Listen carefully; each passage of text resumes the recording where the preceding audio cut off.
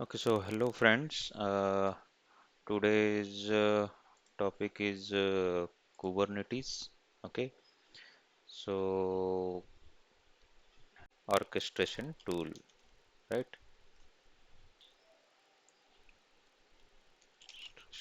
Tool.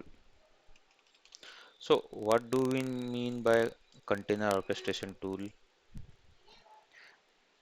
Okay, so uh, it orchestrates the containers, right?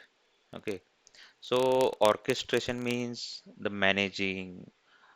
It will take care the total life cycle of the container. Okay, so what we have seen earlier in the Docker part, right? Let's say we have a Flipkart, let's say we have a Flipkart Docker file, right? Let's say a Docker file. So what this Docker file, we have already seen that when you create, when you build, okay, so what you will get the Flipkart image, right? You will get the when you build that image, no? That time you get the Flipkart image. Okay. So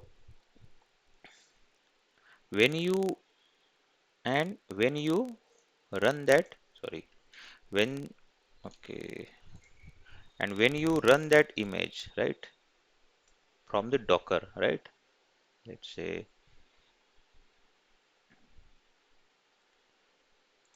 when you run that Docker image, what you get? You get the container, right? This is container,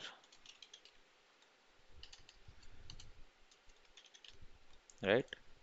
And in Kubernetes, okay, so whenever you run there is a YAML file concept in the uh, Kubernetes, okay. So at the moment, just keep in mind that when you apply, when you kubectl apply, right? When you kubectl apply that this image, right? When you apply this Flipkart image from the kubectl, that is Kubernetes, then what will create? Okay, when you run the Docker image, the container will be created, and when you apply the YAML file with this image, okay, the container will be created. Sorry, pod will be created. Okay, so if you if in Docker file we build container, okay, but there is no replica of those containers, right? So we all know that for every application there must be high availability, right? So to have availability, we should have multiple instances of that application. Okay, so for that we do not have any replicas concept in the container or Docker, right? So there is no redundancy. Okay, so what is pod now? Okay, so what is pod? If you run kubectl apply, pod will create, right? We already seen that. So by using Kubernetes, we can create multiple pods for the same application, like auto scaling. Okay, auto scaling for EC2 instances. Kubernetes will follow some powerful YAML files. Okay, in the YAML file, we have to give image path, right? This image path we have to give, and number of replicas and where you can access. Okay, so let's take in the form of image. Okay, so there is also a node concept in Kubernetes. Okay, node concept. So you deploy the pods over these containers, over these nodes. Okay, so this is node 1 and this is node 2. So these nodes are nothing but EC2 instances. Okay. So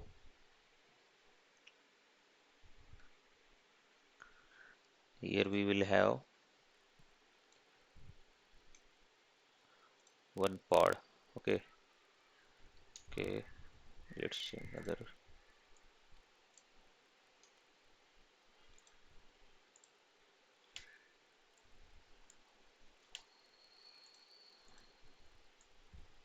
Okay.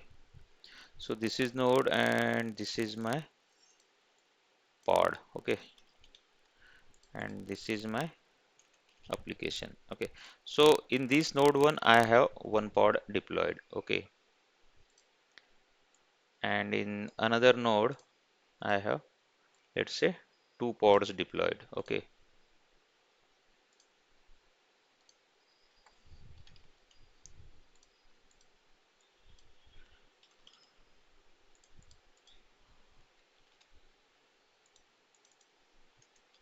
So here we are having multiple replicas of this pod, right? One, two, three. So one pod is deployed on the node one and two pods are deployed on the node two. Okay.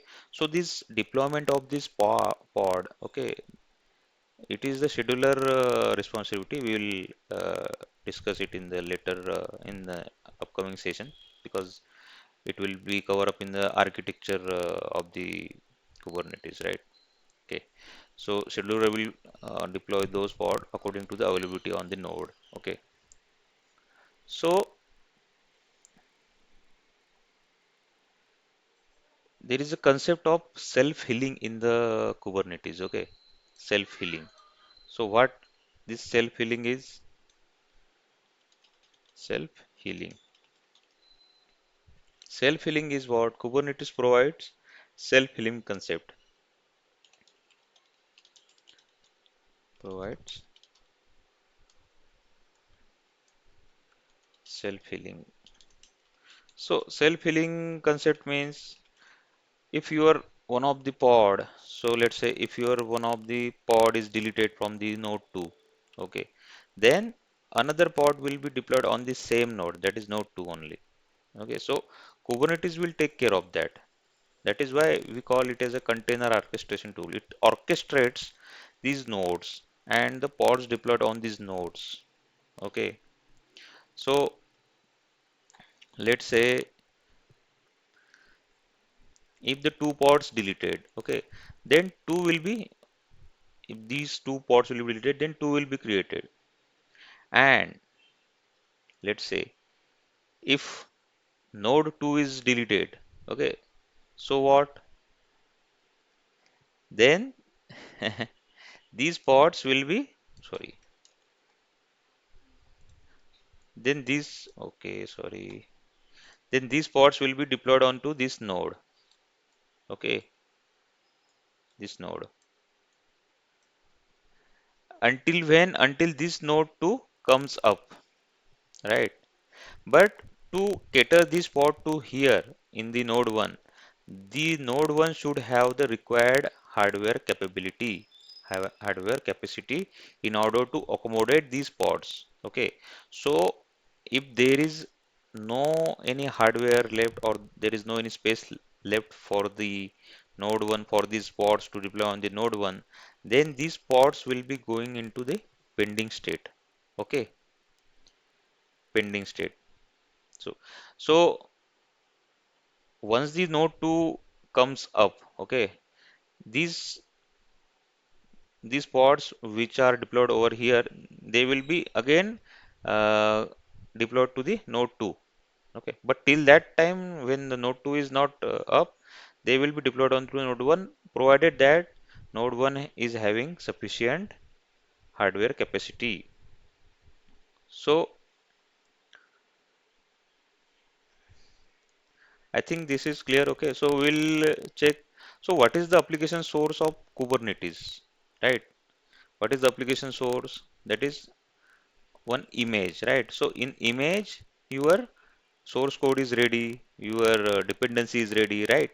So this is the application source of Kubernetes, that is image. Whenever you create deployment in the form of image, what will create? The pod will create. And what is the source of this pod? It is image only. Okay. So we can see some example of a Kubernetes file. Okay. So let's say this is project. Okay. This Maven Jenkins project. Okay. So if we see in this project, we can see that this is a Docker file, right? We have already seen that this Docker file, right, in the earlier sessions. So what new in this session is that Kubernetes manifest file, right? So if you open this file, you can see this is the deployment YAML file. Okay. So in this deployment YAML file, you can see this is the deployment kind. This is deployment YAML file. Okay. Whenever you run this file, no, a deployment will be created. Okay. And here you can see the replicas. Replicas means these two two pods will be created. Okay, so these two pods will be created because we have given the replicas here. So in order to have the high availability, we have given the replicas over here. And the most important thing, this one. So this is the image. This is the input for the. This is the application source. What is this? This is the image, right? This is the image. So this image is stored where in the ECR. Okay, in the ECR we have already stored. So from ECR we are giving this path of the image where our image is stored, where our source code is stored. Okay, so here we are giving the image path. So what is the path? It is the ECR. This is the input for the Kubernetes. Okay, so there is one more concept in the Kubernetes, like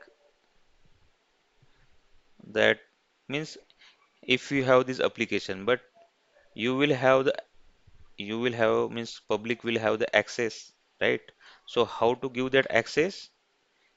That we have to given in the form of service. Okay, so if you want to give your application the public access from the external, then you have to create the service, right? Okay, so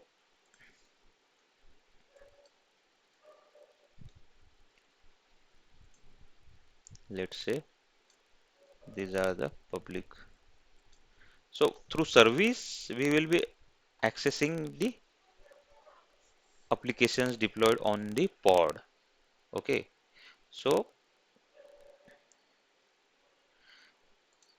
there are three types of the service. Okay, node port, load balancer, and one more is cluster IP. Okay, so what is the node port? Node port is the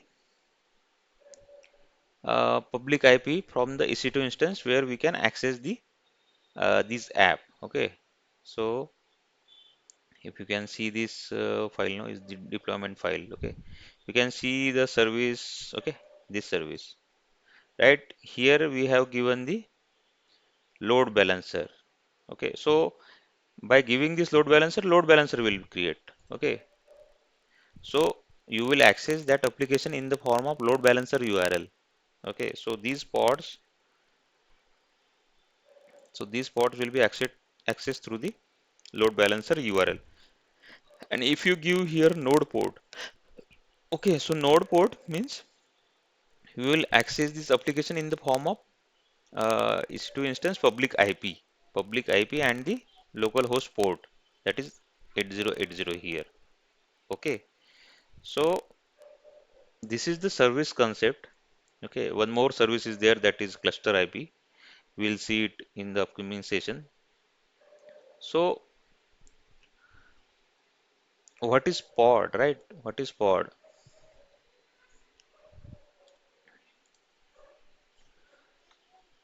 So pod is nothing but the this. So this is the, let's say, Kubernetes controller. Okay, there is a whole lot of a concept called Kubernetes architecture. It will take some lot of time. Okay, so we are covering the another concepts till that time. Okay, so Kubernetes controller will create the, let's say this is the pod. Okay, so this is the pod. Okay, so pod, inside pod we will be having container. Okay, and inside container we will have the app.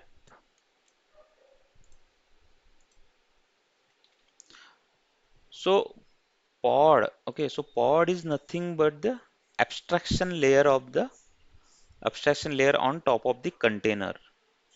Okay, so this is pod is nothing but the abstraction layer on the top of the container. Okay, so pod will provide the environment for Kubernetes. Okay,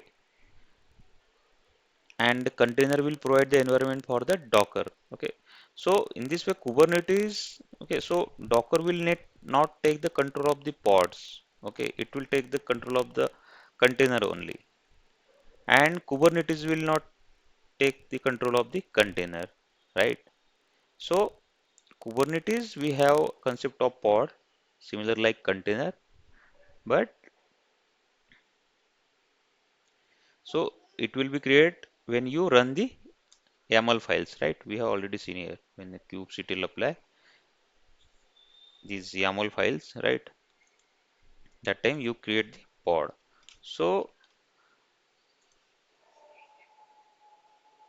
container you can visualize it like a pod only. But I already told you pod is nothing but abstraction layer on top of the container. Okay, pod is nothing but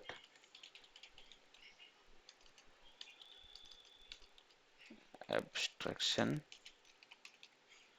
layer on top of container. Okay, so this is one sample YAML file. Okay, here we have given the replicas. And this is the deployment YAML file. When you run this file, one pod will be created, and inside that pod, we will have the pod created of this image.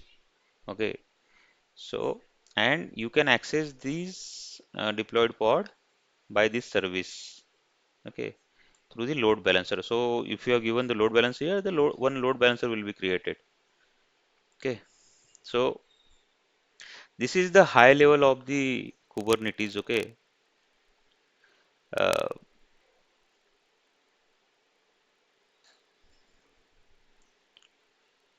so we'll discuss it in more detail in the upcoming session. Okay, so this is just a high level of the Kubernetes. I hope it is clear. Okay, so goodbye.